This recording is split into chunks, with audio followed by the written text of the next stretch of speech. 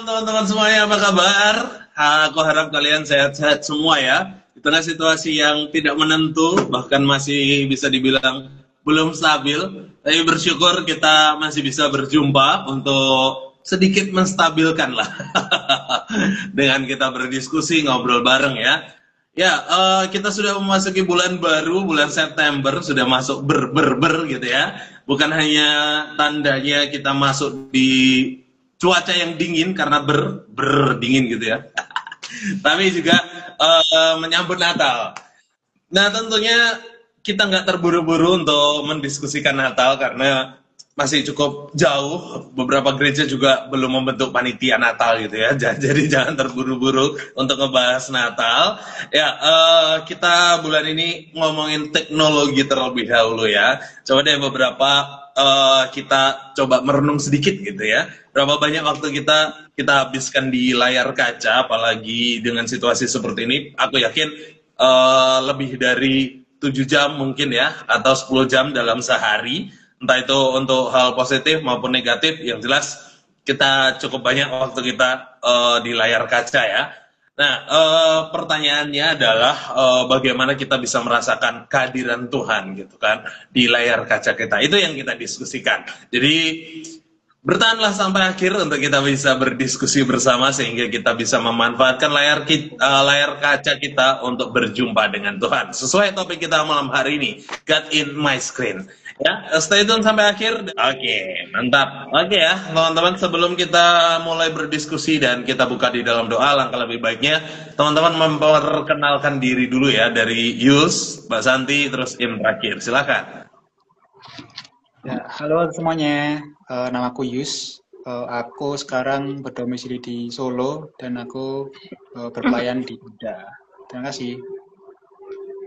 Nah, Ya, shalom semuanya, selamat malam. Perkenalkan, namaku Santi, domisili di Karanganyar, dan saya pelayanannya di Sabda. Oke, salam semuanya. Perkenalkan, nama aku Immanuela. Saat ini aku domisilinya di Padang, Sumatera Barat. Dan saat ini aku kesibukannya mahasiswa di Universitas Negeri Padang. Salam kenal semuanya. mantap. Puji Tuhan kalau Im bisa ikut ya. Aku pikir Im ikut demo gitu kan. Oke teman-teman, salam kenal juga. Aku Ray, aku pelayanan di Sabda, juga di Kediri di gereja ya. Teman-teman, kalau kita sudah saling mengenal, kita juga mau kenalan dengan acara kita nih. Siapa tahu teman-teman di rumah baru pertama kali join, jadi aku mau memperkenalkan sedikit tentang Sabdayut ya. Sabdayut adalah acara dari Yayasan Lembaga Sabda yang akan memanfaatkan Instagram tentunya, yang konsepnya itu lebih kepada ngobrol, diskusi untuk membahas satu topik yang menarik, bukan hanya yang menarik tapi juga relate dengan anak-anak muda dan ataupun yang jarang dibahas di kalangan anak muda. Itu sesuai dengan visi kami, yaitu mempersiapkan anak-anak muda untuk menjalankan panggilan Allah bagi generasinya. Itu sekilas tentang Sabdayut teman-teman. Enjoy, dan tentunya bukan hanya kami berempat yang akan berdiskusi, tapi teman-teman di rumah juga kami ajak diskusi. Jadi silakan ikut ngobrol, ikutan join untuk berdiskusi bareng kami ya di kolom komentar. Silakan gunakan kolom komentar sebebasnya untuk teman-teman berkomentar sesuai topik tentunya. Kalau kita lagi ngobrolin apa, teman-teman silahkan kasih pendapat, kasih pertanyaan kalau ada juga. Oke, kita mulai diskusi kita, tapi alangkah lebih baiknya kita mulai di dalam doa. Im, boleh berdoa? Oke, mari kita berdoa. Terima kasih Tuhan Yesus, kami bersyukur Engkau kembali memperkumpulkan kami pada malam hari ini di live Sabdayut, semua karena kemurahan Tuhan. Sebentar kami akan memulai diskusi kami dengan topik God is in our screen. Biarlah Tuhan, Engkau Tuhan yang memberkati kami mulai dari awal sampai akhirnya nanti. Semua device, jaringan yang kami pergunakan, semuanya Tuhan Engkau berkati, Engkau menguduskannya, boleh semua dipergunakan dengan baik. Bahkan juga buat teman-teman kami yang juga ikut bergabung di live ini, Tuhan semuanya Engkau berkati, boleh kami semuanya mengalami Tuhan lewat layar digital yang kami miliki. Terima kasih, kami mulai acara diskusi kami ini dalam nama Tuhan Yesus, haleluya, amin. Amin. Get in my screen. Ya, teman-teman, berbicara tentang screen ya, yaitu ya mewakili handphone kita. Harga handphone, harga gadget itu semakin mudah terjangkau dengan spek-spek yang lumayan oke gitu. 1 jutaan, bahkan under 1 jutaan pun sudah dapat gitu. Bahkan kalau ada voucher lebih murah lagi, voucher Shopee, TikTok gitu ya. Ya aku nggak sales sih, tapi ya itulah faktanya gitu. Dan era sekarang pun mendukung kita untuk membeli handphone gitu, membeli gadget karena hampir semua kegiatan atau hal-hal yang akan kita lakukan tuh bisa kita lakukan lewat layar handphone kita, mau bekerja, sekolah, berbelanja gitu ya, bahkan sampai beribadah pun kita bisa pakai layar kaca kita. Semuanya lebih praktis. Nah, hal ini kayaknya arahnya positif gitu. Tapi sebenarnya layar kaca kita juga membawa dampak yang negatif juga gitu kan. Kita tahu bersama. Nah, teman-teman sendiri nih lebih condong kemana? Handphone kita apakah lebih membawa dampak yang positif atau pendorong yang positif gitu, atau justru penghalang ya, yang negatif gitu, yang menghalangi kita dalam berbagai hal? Silakan. Oke, kalau dari aku pribadi, layar itu bisa berdampak positif maupun negatif bagi diri kita sendiri, tergantung bagaimana kita menggunakannya. Dari kesehatan sendiri, menurut artikel yang aku baca, berlebihan menatap layar itu bisa terganggu untuk kesehatan mental, mengganggu jam tidur kita, bahkan merusak mata gitu. Dan itu tentunya membawa dampak yang negatif bagi kita. Namun bisa juga berdampak positif, bisa membangun semangat kita, tergantung apa nih konten-konten yang kita nonton. Kan sekarang kita kalau misalnya suka di dunia fashion, suka masak, itu algoritma sosial media kita itu gitu terus kan. Jadi semuanya itu tergantung bagaimana kita menggunakannya. Okay. Ya. Ya, setuju sih dengan Kaim gitu ya. Aku sendiri juga ngerasain tuh sebenarnya layar kita atau gadget kita, HP kita gitu ya, itu tuh punya ini ya, punya peran dua gitu ya, bisa jadi pendorong yang negatif dan juga positif gitu. Jadi kayak ya tergantung kitanya gitu. Kalau misalnya aku sendiri misal sering ini ya, sering cari sesuatu yang positif ya, aku pasti akan dapat sesuatu yang berguna gitu ya buat hidup aku. Begitu juga sebaliknya. Jadi kayak kerasa banget nih, ini tuh jadi alat nih, alat yang benar-benar penting dan kita yang mengendalikannya. Ya, kalau aku sendiri sih, aku bilangnya layar kita itu ya netral ya, kayak yang disebutkan Santi tadi, untuk tergantung kitanya sendiri, tergantung akunya sendiri, bagaimana aku menggunakan layar itu untuk apa gitu. Tapi ya setelah aku pikir-pikir, layarku itu ya tergantung moodku ya. Kalau moodku lagi pengen rebahan, ya pengen malas-malasan tuh, pastinya itu akan menjadi penghalang itu layarku, penghalang paling besar tuh pasti. Kalau aku lagi rebahan tuh pasti pegang HP dan scroll-scroll konten-konten TikTok gitu. Tapi kalau mungkin ya konteksnya, kalau aku buat kerja, buat mungkin berpelayanan, menggunakan multimedia di gereja dan lain sebagainya, itu pastinya layarku itu membantu sekali, dan dampaknya pasti mendorong kita untuk lebih maju lagi. Ya, aku sepakat sih yang secara umum gitu yang teman-teman sampaikan. Kalau aku mungkin dari agak rohani dikit ya. Ya, kalau dari POV rohani tentunya bisa membawa dampak yang positif, pertumbuhan iman kita. Mungkin kita nonton video TikTok singkat, reels yang sifatnya edukatif dan sifatnya pendalaman Alkitab gitu ya, itu bisa menumbuhkan. Nah, tapi faktanya teman-teman, banyak diantara kita gitu ya, banyak diantara orang itu nggak sampai kayak sesuatu yang kita tonton tuh nggak sampai ke kerohanian, jadi sebatas ke pengetahuan aja, sehingga ya bisa dibilang itu penghalang bagi pertumbuhan rohani gitu, karena ya sebatas ditonton karena oh grafisnya bagus, audionya clear, oh ada ilmu baru, tapi nggak untuk diselidiki. Itu yang sering terjadi gitu kan, sehingga ya nggak ada pertumbuhan bagi kerohanian. Gimana teman-teman melihat hal ini? Ya, aku ya setuju sih dengan Re gitu ya. Kadang-kala tuh kayak ngerasa, wah produktif nih, produktif untuk ini ya, apa namanya, mengkonsumsi banyak informasi. Tapi ternyata informasinya tuh cuman informasi untuk menuhin otak aja gitu, tetapi secara rohani ternyata nggak dapat makanan yang bergizi gitu. Jadi menurut aku itu juga perlu perlu diwaspadai gitu ya. Jadi ya kalau mau apa namanya mau dibilang sih ya aku kan aku nambah-nambahin wawasan. Nah, tapi perlu dilihat lagi sih. Memang harus tahu harus tahu tujuannya juga dan kita itu sebenarnya butuh apa gitu. Ya, kalau menurutku menanggapi Mas Ri tadi ya itu semua bisa dibilang ini informasi yang kita dapat di zaman sekarang itu kan ya banyak dan cepat itu. Dan pastinya diri kita sendiri tuh mungkin tidak bisa memproses itu semua, jadinya cuma stuck di kita dapat informasi, gak bisa mendalami gitu, mendalami satu informasi yang mungkin bermanfaat bagi kita untuk kerohanian kita gitu. Ya kalau menurutku kalau kita udah menemukan satu hal atau suatu informasi atau suatu yang bisa mendorong kerohanian kita ya, kalau menurutku itu bisa diperdalam lagi sih, nggak cuma sekedar informasi yang di awal-awal aja gitu, kayak mungkin ada part selanjutnya gitu, kita bisa mendalami itu semua gitu. Ya. Oke, aku setuju sih dengan pernyataan Mbak Santi tadi.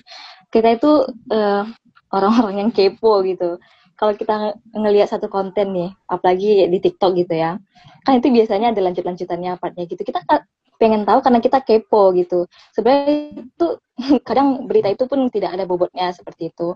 Nah, sekarang ini bagaimana nih kita harus bijaksana untuk memfilter semuanya itu. Kita mulai sekarang harus memperbaiki algoritma sosial media kita. Bahkan mungkin ya hampir semua dari kita itu punya aplikasi Alkitab ya di HP kita. Tapi kadang kita lupa gitu untuk membukanya. Keasikan scroll sosial media, scroll berita-berita terkini, scroll gosip gitu kan. Kita lupa kalau ada Alkitab yang perlu kita baca dan kita scroll seperti itu. Ya, tapi jujur itu sesuatu yang sulit ya, karena ya kalau bicara algoritma gitu, even kita nggak buka pun algoritma mendorong kita untuk membuka hal itu. Gitu. Ya, di TikTok terlebih, aku sangat terasa di TikTok sih. Kalau kita klik keranjang kuning barang sesuatu tuh, nanti tiba-tiba di video selanjutnya juga barang yang serupa gitu. Padahal kita belum beli gitu, belum check out gitu. Tapi ya sering sekali itu sih yang membuat kita lupa gitu. Ya kita mungkin tahu kita harus bijaksana, bla bla bla dan seterusnya. Tapi teknologi sendiri atau layar kaca kita itu mendorong untuk kita berminim untuk berrelasi dengan sesama, terlebih dengan Tuhan, sehingga ya akhirnya lupa diri sih. Itu menurutku, teman-teman. Ya, aku juga tertarik sih terkait tadi untuk Kak Im spill tentang aplikasi-aplikasi di handphone kita gitu, di layar kita. Ya, aku tadi jadi teringat tuh kan di HP kita kan biasanya kalau mungkin di pengaturan itu ada mungkin aplikasi yang sering kita gunakan tuh, pasti sangat jarang, bahkan mungkin nggak ada tuh aplikasi Alkitab tuh di nomor 1 gitu. Mungkin yang nomor 1 itu mungkin aplikasi medsos, aplikasi mungkin chattingan gitu. Itu sih. Itu kita bisa improvisasi dari itu sih. Bagaimana nantinya kita bisa menaikkan aplikasi Alkitab ini di mungkin nomor 1 atau 3 besar itu, agar ya scroll kita atau mungkin layar kita itu bisa berdampak baik bagi kita. Atau malah justru Alkitab jadi rekomendasi HP kita untuk di-uninstall karena jarang dipakai ya. Jangan sampai. Ya, aku nambahin dikit ya. Ya pernah sih ada pengalaman gitu ya dengan temen gitu kan. Karena kan HP-nya itu kan kapasitasnya tuh nggak banyak gitu kan. Terus ternyata dia itu butuh aplikasi gitu dan ternyata itu size-nya cukup besar. Biasanya kan ada opsi tuh, aplikasi mana nih yang akan dihapus gitu kan ya. Nah ternyata aplikasi Alkitab itu tuh cukup besar gitu size-nya. Wah ini kalau dihapus lumayan nih aplikasi yang ini bisa keinstall. Nah kadang tuh jadi pilihan gitu loh. Jadi ya sayang sekali gitu kan. ya mau gimana lagi gitu. Jadi aku pikir sih dari kita sendiri ini ya perlu perlu apa? Perlu kayak punya kesadaran gitu ya, mana yang penting, mana yang kurang penting. Ya kan kita bisa menghapus aplikasi yang lain kalau size-nya nggak besar pun kan bisa 2 aplikasi yang tidak penting dihapus, itu kan bisa cukup. Ya pernah sih ada pengalaman itu. Oke, kan yang dari tadi kita bahas ini aplikasi Alkitab gitu. Tapi menurut aku nggak hanya dari aplikasi Alkitab aja nih yang berpengaruh untuk kita melalui layar digital ini. Kita juga bisa menonton konten-konten rohani yang membangun kita. Kan udah banyak nih sekarang konten kreator rohani yang buat konten gitu. Sayang gitu kan kalau terlewatkan. Alangkah lebih baiknya ya kita nonton. Kan itu kan juga bisa menjadi berkat untuk diri kita sendiri. Dan kita juga bisa mengalami Tuhan lewat itu juga. Nah, nih teman-teman semuanya, kalau dipikir-pikir nih, keseimbangan pemakaian gadget itu sebenarnya ada di tangan kita sendiri. Gadget itu bisa menjadi alat yang baik, mendorong untuk kehidupan kita, bisa juga menjadi penghalang nih, untuk kita tidak berhati-hati. Dan jujur aja nih teman-teman, pasti banyak dari kita yang ngerasa susah banget nih jauh dari HP, karena apa-apa itu harus dikerjain dari HP gitu. Nah, sekarang ini, apalagi kita mendengarkan notifikasi itu, rasanya pengen cepet-cepet gitu untuk buka notifikasinya, kepo gitu, notifikasi apa sih ini, rasanya notifikasi itu kayak punya kuasa gitu. Nah, namun bukan itu yang kita bahas. Yang lebih pentingnya nih, pertanyaan lebih pentingnya, apakah suara notifikasi itu yang kita dengar terus menerus itu bisa membuat kita menjadi lupa, menjadi nggak kedengeran nih suara Tuhan? Bagaimana nih teman-teman? Iya. Aku pernah punya pengalaman ini Kak Im. Jadi sehari itu banyak banget gitu notifikasi muncul gitu ya. Rasa-rasanya tuh Kak ramai banget gitu Kak, bising gitu. Jadi makanya aku tuh selalu aku matiin tuh apa namanya suara di HP-ku, mau ada telepon, mau ada notif ya pokoknya hening lah gitu, karena ya memang saking bisingnya gitu ya. Ya aku pikir notifikasi itu bisa jadi gitu ya memang apa ya kayak mengalihkan fokus kita gitu untuk dengerin suara Tuhan yang notabene aku pikir sih suara Tuhan tuh jauh lebih lembut gitu ya, tapi mengena gitu. Jadi ya ini sih apa namanya bikin apa, apalagi kalau chat-chat gitu ya, notifikasi chat yang memang kita tunggu-tungguin gitu, pastilah pengen segera dibuka, pengen dibales. Kalau sudah dibales bertubi-tubi, pengen dibales terus gitu. Ya itulah. Ya, aku ya. Oke. Ya kalau sendiri notifikasi itu ya sebagian besar mendistrak diriku sih. Ya, kan tadi juga Mbak Santi bilang mungkin itu bisa di mute itu, bisa dinonaktifkan suaranya. Tapi ya kalau itu notifikasi yang ditunggu-tunggu ya pastinya lagi-lagi kita akan lihat handphone ya, layar kita. Dan itu semua kan menjadi penghalang kita untuk mungkin bisa fokus gitu. Kalau di konteks mungkin beribadah untuk mendengarkan suara Tuhan itu malah menjadi penghalang itu. Kita tidak khusyuk untuk mendengarkan suara Tuhan yang mungkin sedang memanggil kita gitu. Ya itu harus segera dihilangkan di kebiasaan-kebiasaan yang mengecek notifikasi terus untuk menunggu balasan dari seseorang atau notifikasi, bahkan notifikasi game atau lain sebagainya gitu sih. Ya, aku ya teman-teman. Gimana ya? Tapi itu jadi fakta gitu. Notifikasi selalu lebih ribet dibanding notifikasinya Tuhan atau pemberitahuan dari Tuhan atau remindernya Tuhan atau bahkan suaranya Tuhan. Itu selalu lebih ribet, apalagi kalau sudah ada notifikasi yang bersifat personal, chat gitu kan. Terlebih kalau yang sering ku alami ya, kalau aku dapat chat terus manggil namaku doang nih, tanpa ada isi pesannya, Ray gitu doang kan. Gimana jadi harus dibalas ini, penasaran nih mau ngapain ini, apa tujuannya gitu. Itu sering sekali terjadi dan kurasakan nih, dan kayaknya semua orang merasakan hal yang serupa. Kalau ada notifikasi harus cepat-cepat dibuka gitu. Tapi kalau masih notifikasi kayak Shopee atau cuma notif yang biasa gitu, ya mungkin kita masih bisa kontrol atau bahkan langsung skip gitu. Nah, masalahnya adalah notifikasi-notifikasi itu tuh sering lebih keras gitu kan. Itu yang sering terjadi. Nah, ini aku juga membagikan fakta. Suara Tuhan tuh sering sekali malah lembut gitu. Dan saking lembutnya kita jadi nggak peka gitu. Nih, lembutnya padahal untuk memanggil kita dengan penuh kasih itu tujuannya gitu. Kalau teguran mungkin sifatnya lebih keras. Tapi kalau sering luput gitu, sering terlewat. Nah, aku ingat Samuel juga ketika Allah memanggil Samuel, itu kan suaranya cenderung lembut ya, sehingga Samuel nggak bisa membedakan mana suara Allah atau suara sosok lain gitu, atau suara Imam Eli gitu. Nah, itu juga sering terjadi, suara Allah lebih lembut dan cenderung nggak kita dengar dibanding suara notifikasi HP kita. Itu sih. Ya, Oke. Oke, Mbak Kak Santi. Im.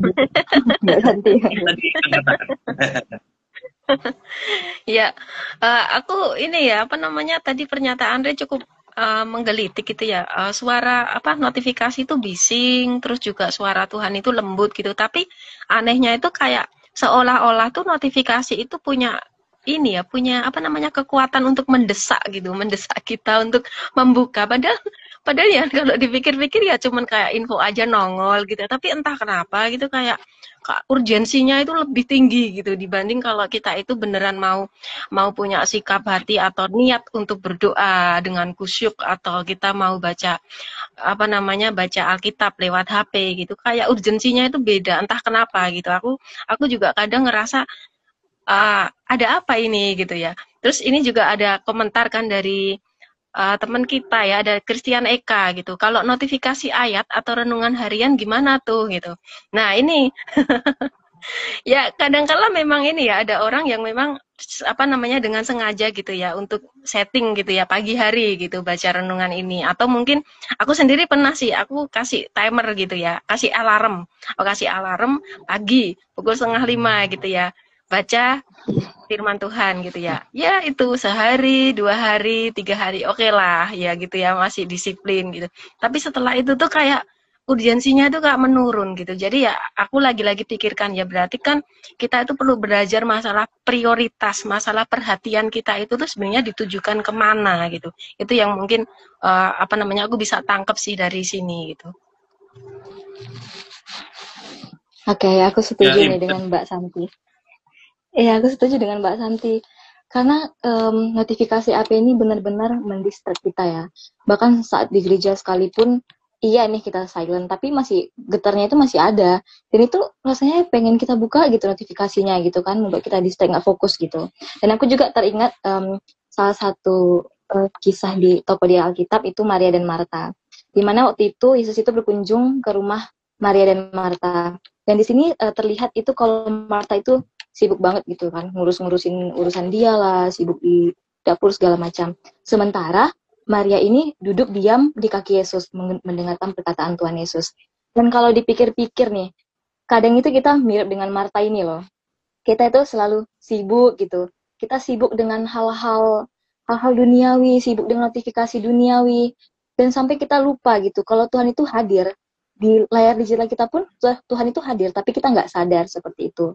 Dan bagaimana bisa nih kita bisa menyisihkan waktu kita itu untuk diam mendengarkan di kaki Yesus sama seperti Maria.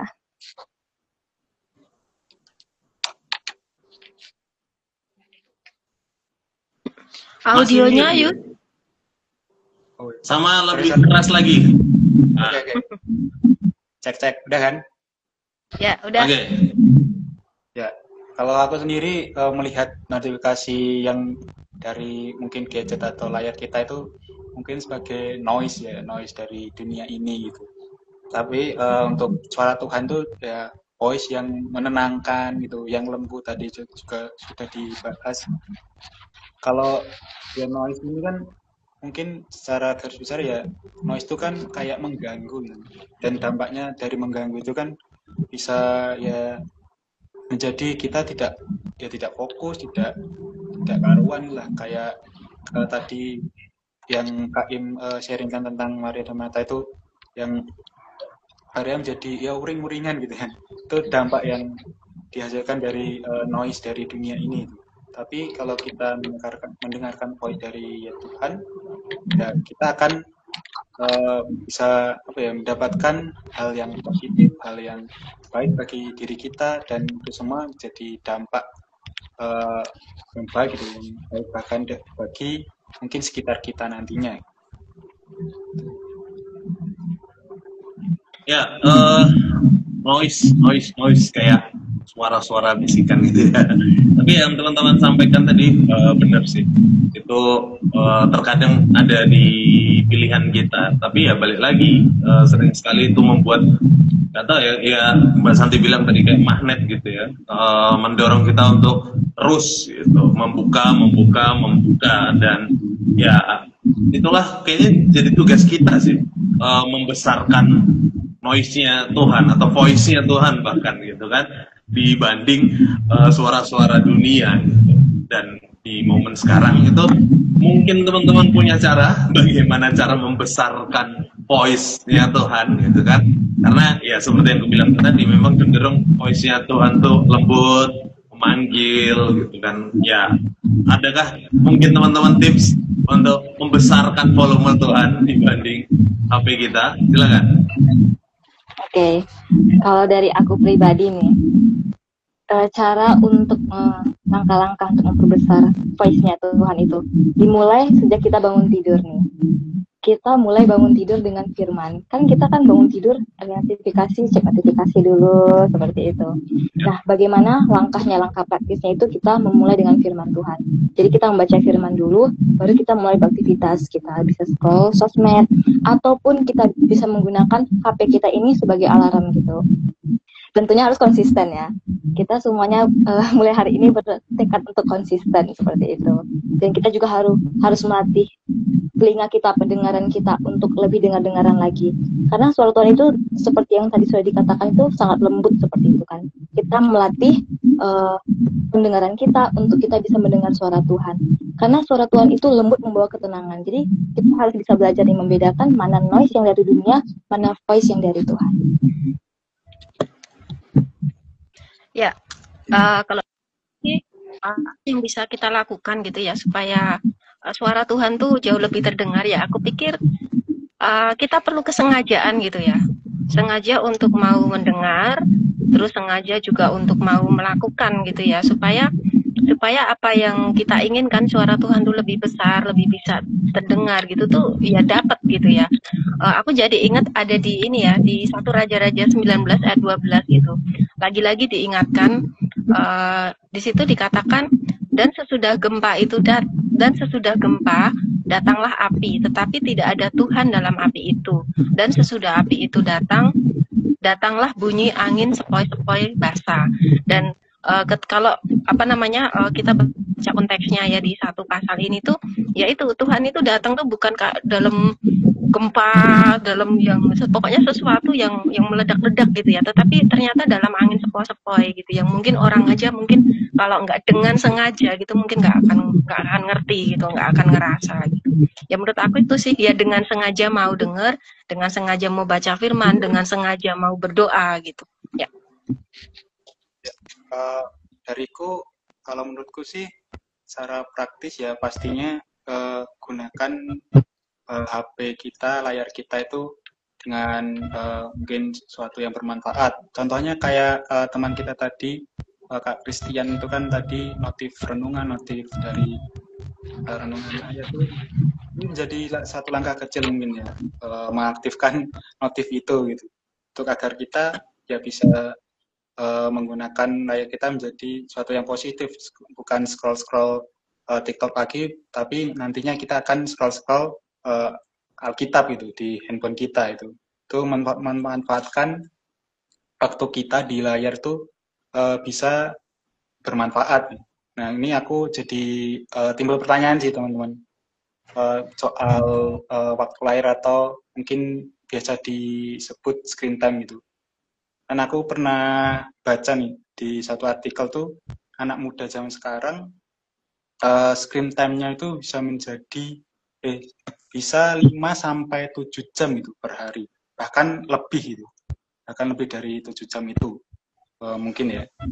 Dan kalau untuk teman-teman sendiri nih, aku penasaran, teman-teman sendiri tuh screen time-nya itu eh, apakah berapa mungkin ya, berapa atau bagaimana, dan apakah itu semua itu menjadi dampak yang baik itu bagi kehidupan teman-teman. Bagaimana nih teman-teman? Ya aku ya teman-teman, screen time-ku pengakuan dosa dulu lah. Lebih dari 5 sampai 7 jam gitu. Bisa jadi setengah harian, 12 jaman gitu ya. Bisa jadi. Dan kalau bicara soal isinya atau aku ngapain aja, ya banyak sih. Kerja juga di situ, renungan juga di situ. Dan aku yakin sih itu pasti membawa dampak. Teman-teman kita juga sempat singgung tadi, Im juga sempat singgung dampak terbesar adalah kesehatan mata, dan itu ya dampak kan gitu. Tapi lebih esensial lagi itu merasuk ke dalam jiwa kita, mungkin pola pikir kita, bertindak, berperilaku, berkata-kata, itu pasti aku yakin juga membawa dampak. Kita bisa lihatlah orang-orang sekitar kita atau di media sosial banyak kok tersebar anak-anak sekarang tuh bagaimana berkata-kata tuh sudah ya sekasar itu gitu karena tontonannya di YouTube gitu. Nah sehingga aku meyakini bagaimana kita sekarang atau apa yang kita katakan, apa yang menjadi pola pikir kita itu juga dampak dari screen time kita, dan itu ya sayangnya semakin kesini dampaknya cenderung buruk sih kalau boleh jujur ya itu sih. Ya, setuju ya dengan yang disampaikan Ray gitu ya.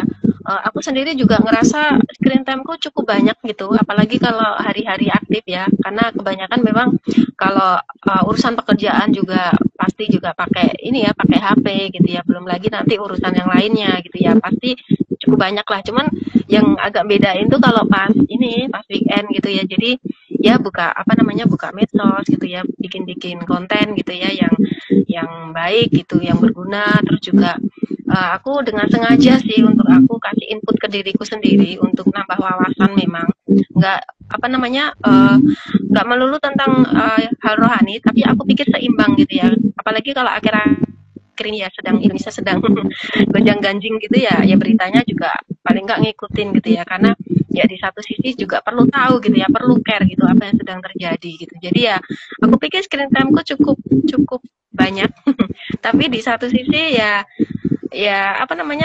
memperhatikan apakah itu berkualitas atau enggak, itu yang aku pikirkan juga sih.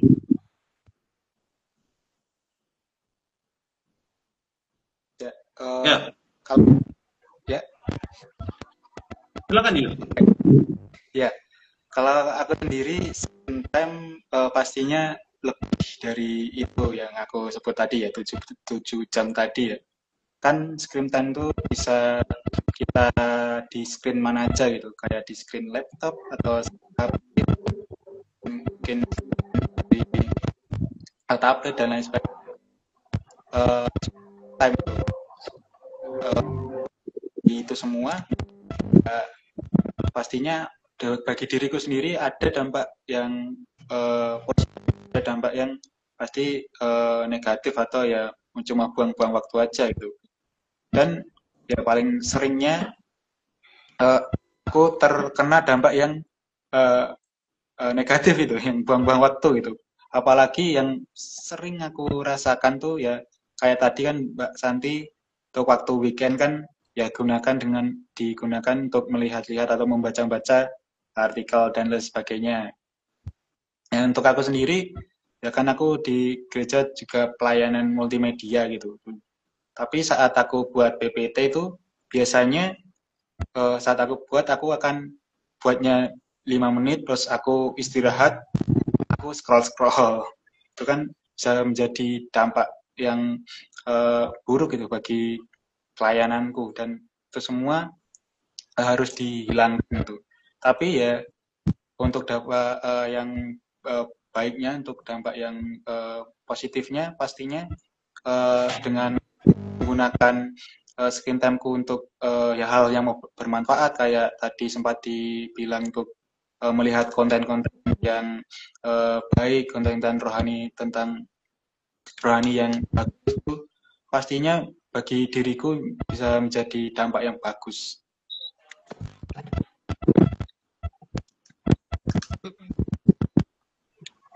Oke, kalau aku nih screen time sama ya, di atas rata-rata dan kayaknya kalau cuma tidur aja nih istirahatnya. Tapi aku kebalikannya Mbak Santi. Kalau Mbak Santi weekend gitu bisa scroll sosmed. Aku kalau weekend itu pengennya istirahat gitu. Karena weekday itu udah capek rasanya kuliah, lihat layar terus, ngerjain tugas sampai begadang segala macam. Jadi pengennya istirahat gitu. Nah, namun menurut aku screen time itu netral gitu ya, tergantung gimana kita mengisinya itu sebenarnya yang buat beda. Dan aku sendiri jujur masih bergumul nih untuk nggak mudah tergoda dengan hal-hal yang negatif ya gitu di sosial media dengan gosip-gosip. Jadi aku terlena, waktu terbuang hanya untuk menonton gosip-gosip gitu. Nah, sekarang ini aku menyadari gitu, apa yang kita lihat lewat layar kita itu nggak berhenti hanya di mata saja. Namun perlahan itu masuk ke hati dan kemudian berpengaruh pada kebiasaan kita. Membentuk siapa sih kita itu sebenarnya. Kalau ini kita terbiasa gitu membuka konten-konten memasak, kita kan otomatis jadi termotivasi untuk memasak, kita jadi pandai masak. Dan itu semua membentuk pribadi kita gitu. Jadi alangkah lebih baiknya kalau mulai sekarang itu kita membiasakan nonton konten-konten yang positif, membaca berita-berita yang positif, yang membangun diri kita, seperti itu. Ya betul sih. Kayaknya screen time tuh kaitan dengan isi konten gitu. Tergantung apa yang kita tonton gitu. Seperti pendapat Kak Rahel Slay ini ya. Tapi di screen time kita bisa dapat banyak sekali konten yang membuka wawasan, apalagi konten Kristen. Jadi pemantik untuk mengetahui lebih dalam. Nah itu bagi yang sudah sadar. Kalau kita sadar, itu kayaknya bisa jadi pemantik. Nah sayangnya screen time itu buat lupa diri sehingga nggak membuat sadar seperti yang kita sudah sempat diskusikan ya, hanya sebatas oke, ini jadi wawasan, fine, aku kenyang, udah selesai di situ gitu kan, sehingga kita tidak berusaha mengubah layar kita tuh menjadi kayak semacam ruang rohani mungkin ya di dalam kehidupan kita, dan ya kita nggak membatasi Tuhan itu di gereja aja atau di persekutuan aja gitu, tapi di layar HP kita gitu kan, sehingga HP kita itu membentuk kerohanian kita juga. Gimana menurut teman-teman? Ya, aku setuju sama Mas, menjadikan Agak macet-macet, Yus.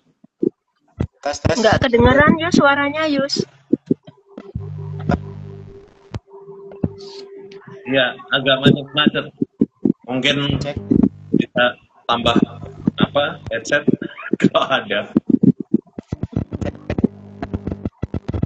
Iya, macet-macet, Yus. Oke, aku Agak nerdep gitu juga. Nah, mungkin yang lain mau memberi tanggapan dulu, silakan.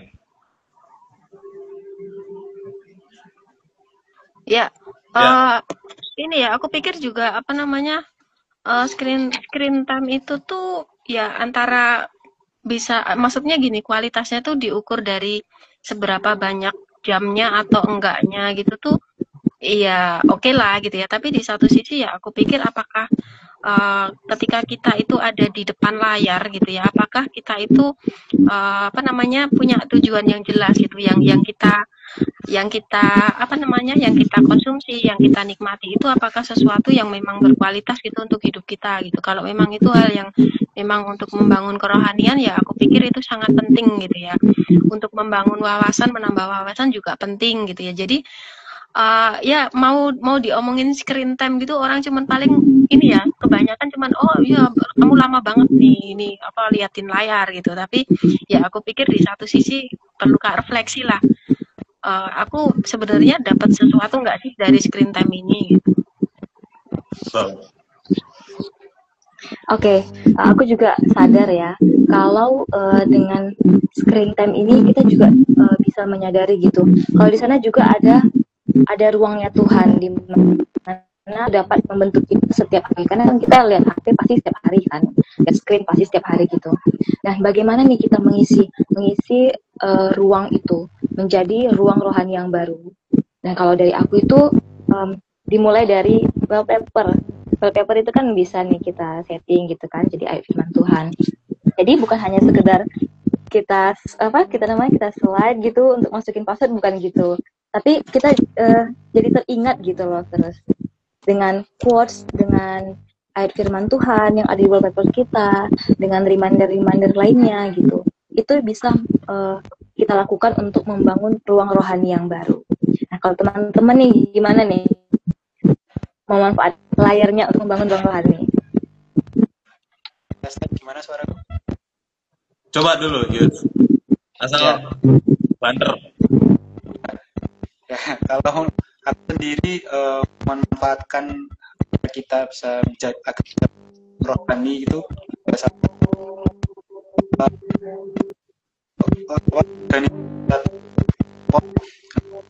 Makin buruk Yus ternyata.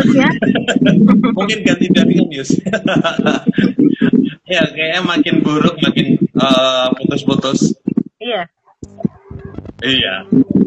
Ya mungkin aku dulu ya nambahin teman-teman sembari Yus berusaha membenarkan masalah audionya.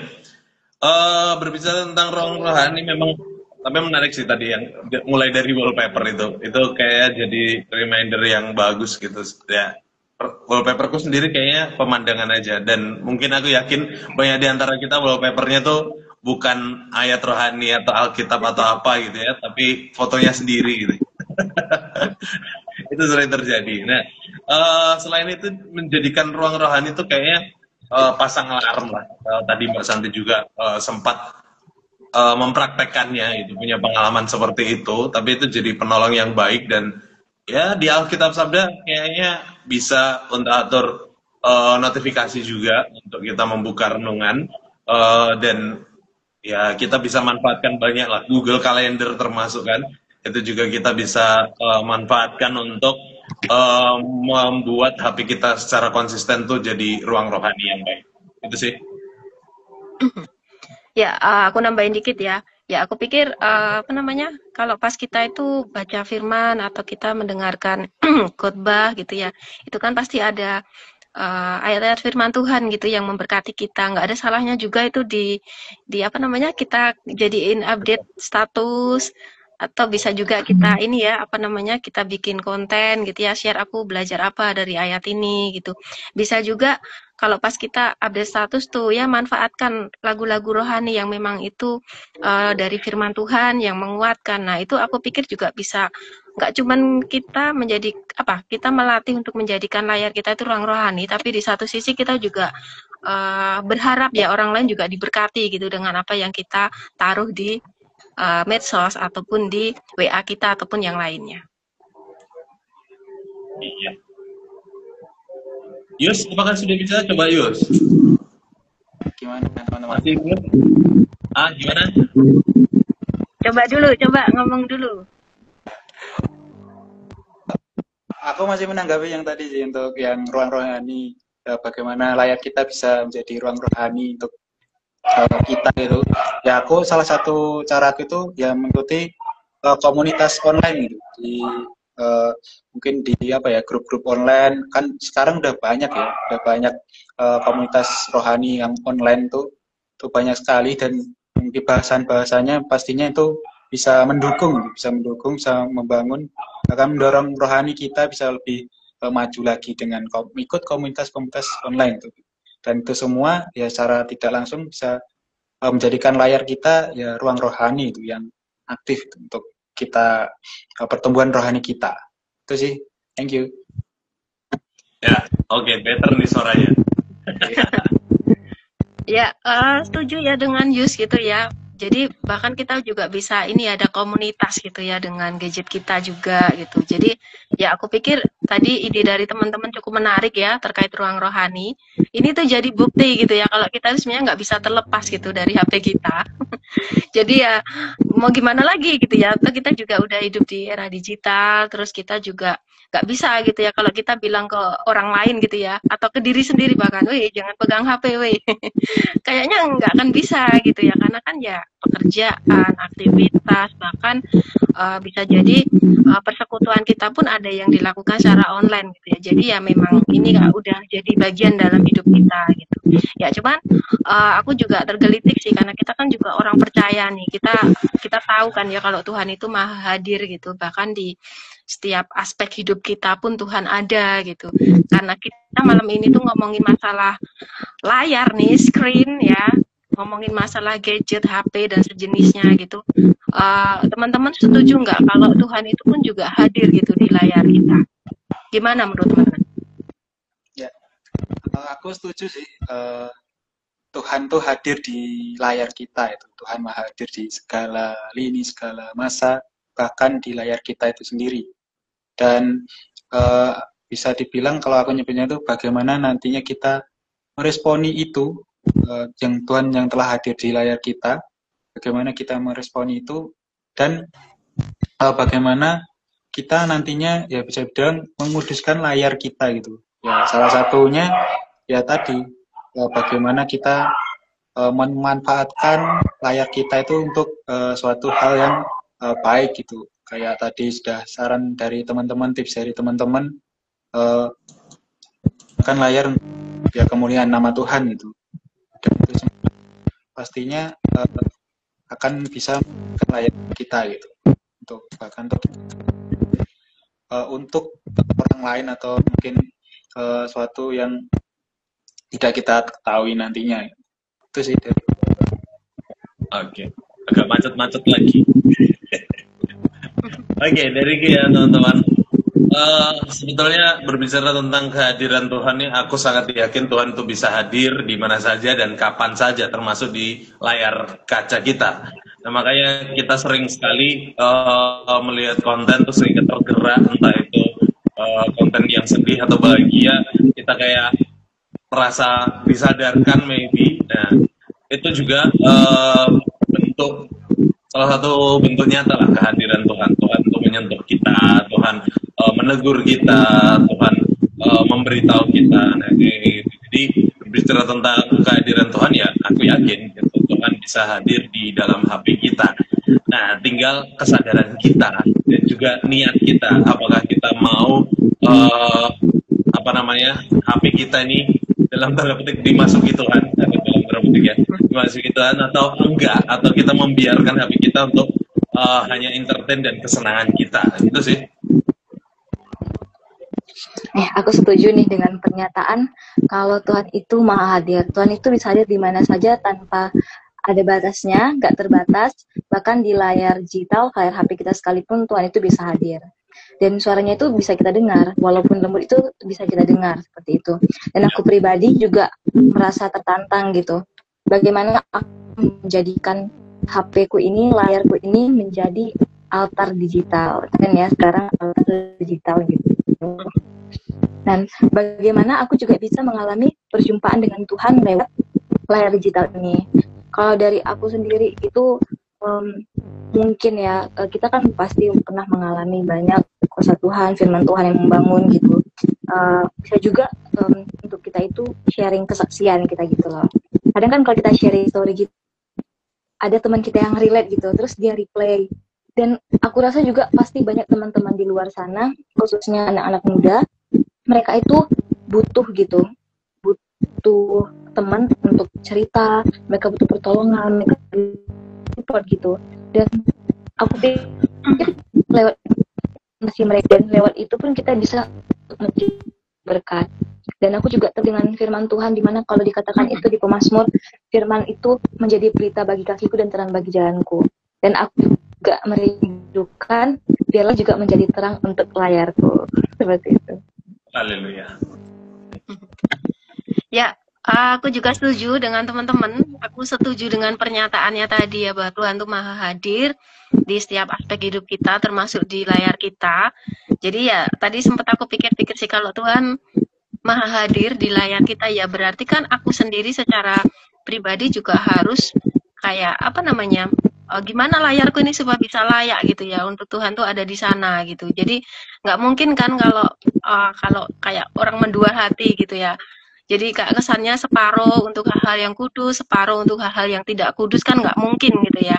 Ya, jadi ya itu apa namanya kayak punya tanggung jawab gitu untuk apa yang sudah Tuhan kasih di hidup kita itu ya udah dipakai gitu karena Tuhan memang ada di sana gitu. Jadi ada poin penting juga nih, berarti kan kita memang nggak boleh nih menghindari teknologi karena kan teknologi ternyata bisa dipakai Tuhan ya untuk bisa memberi kita pertumbuhan dengan sekarang ada banyak apa namanya firman Tuhan yang bisa diakses lewat gadget. Nah bagi aku itu pun juga anugerah dari Tuhan gitu ya, semakin mudah gitu orang untuk bisa menikmati firman-Nya.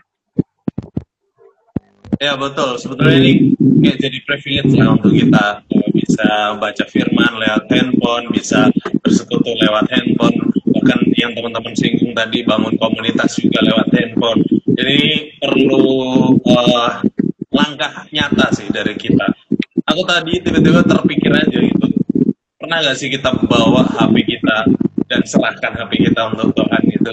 Kalau teman-teman lihat khususnya lebih banyak di Jawa sih. Kalau orang beli motor baru biasanya dimandiin kembang atau di apa itu ada ritual-ritualnya supaya motornya aman, nggak kecelakaan dan bawa rezeki gitu ya.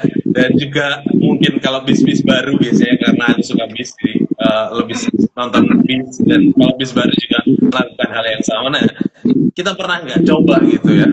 Kalau kita punya HP, kita bawa ke dalam tangan Tuhan gitu. Kita serahkan kepada Tuhan. Toh di gereja juga ada namanya penyerahan anak gitu. Bagaimana supaya anak ini membawa dampak, terberkati juga. Nah, kita juga serahkan gitu HP kita untuk Tuhan. Ya jangan di gereja sih, karena gereja belum ada liturgi khusus penyerahan handphone ini. Tapi ya secara pribadi lah masing-masing kita serahkan handphone kepada Tuhan supaya bisa dipakai untuk alat kemuliaannya itu sih.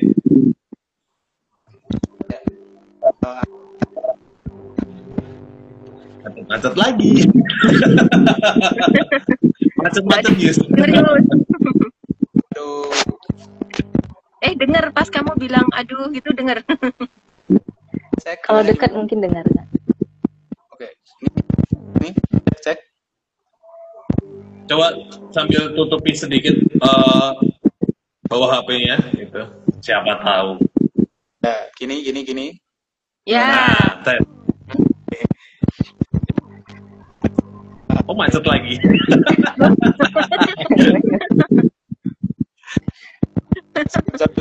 Gak denger Yus. Cek. Coba kamu tulis di kolom komentar.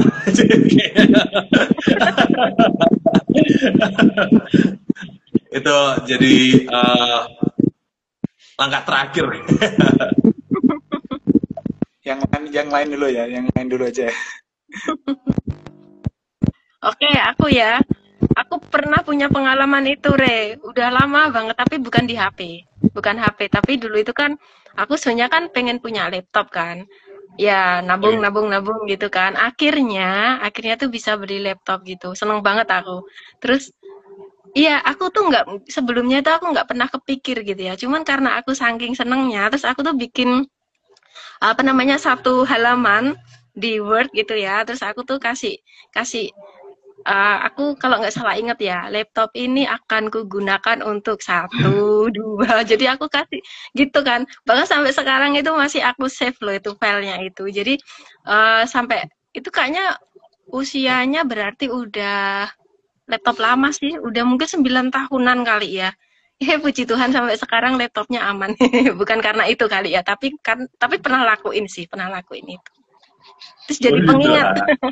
Kayak apa ya Kak, jadi peringatan, oh ini loh kamu pernah nulis ini, nggak boleh sembarangan. Bener itu bisa punya dampak juga.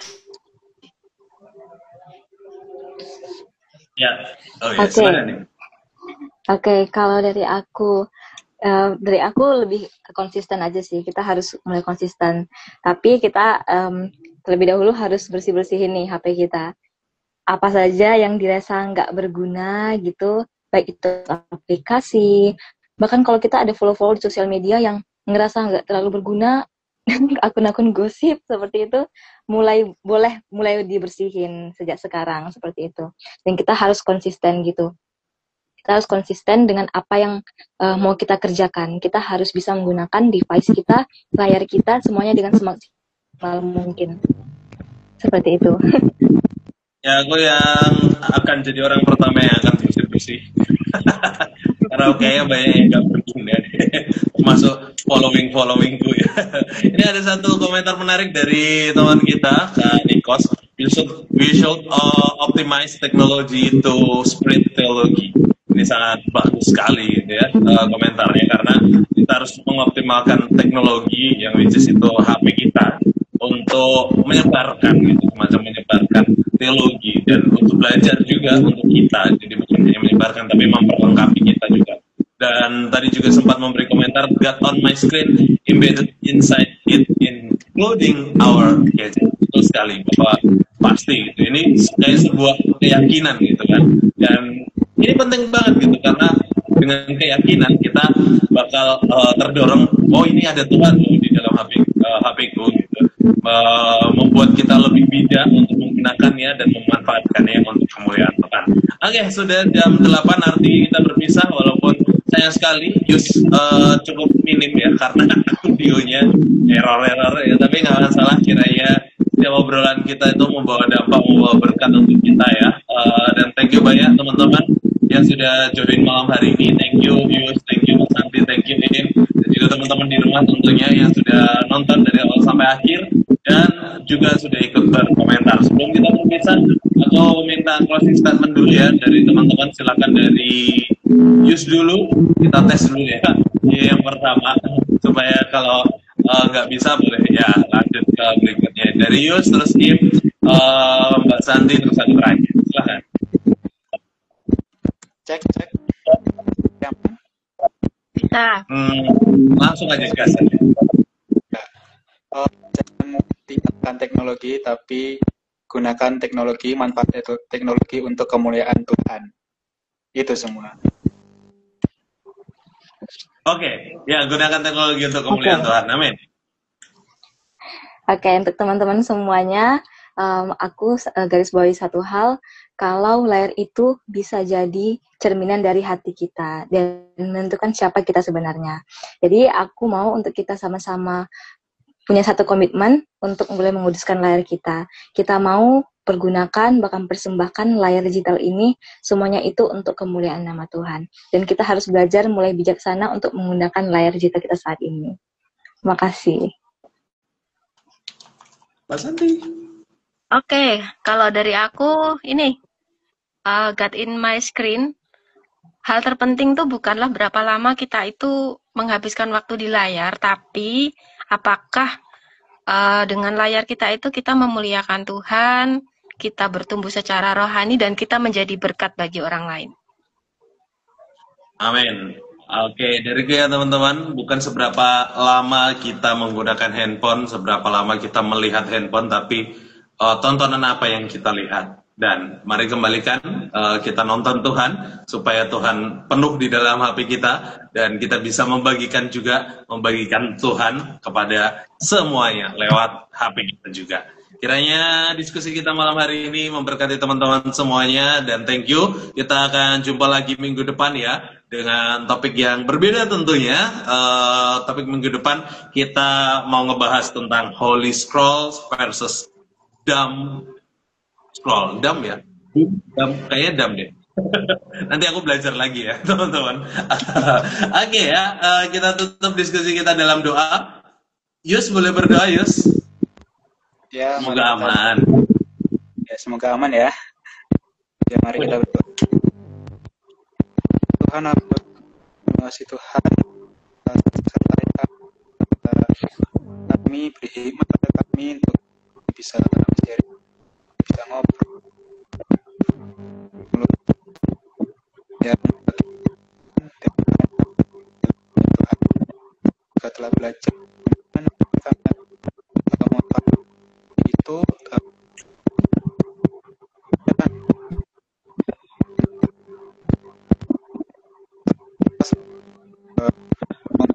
saya untuk diskusi biar Instagram Live ini kiranya berkati kehidupan kami masing-masing.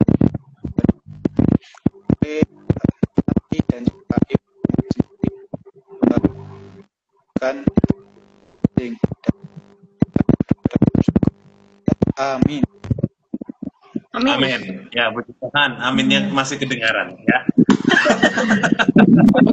Oke, sekali lagi thank you banyak Yus, thank you Im, thank you Mbak Santi. Kita jumpa lagi minggu depan. Dadah. Salam I forgot. God bless. Oke, terima kasih.